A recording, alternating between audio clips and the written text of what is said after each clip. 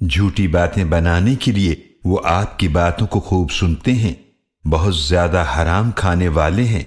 तो अगर वो आप सल्लल्लाहु अलैहि वसल्लम के पास कोई मुकद्दमा लेकर आए तो आप सल्लल्लाहु अलैहि वसल्लम को इख्तियार है कि चाहे इनके दरमियान फैसला फरमा दें या इनसे मुंह फेर लें।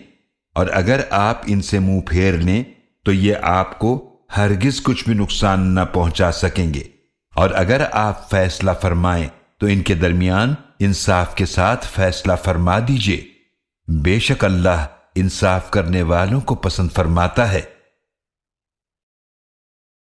और ये कैसे आपसे फैसला कराएंगे हालांकि इनके पास तौरात है जिसमें अल्लाह का हुक्म मौजूद है, फिर ये उसके बाद भी मुंह मोड़ते हैं और ये लोग ईमान लाने वाले नहीं हैं।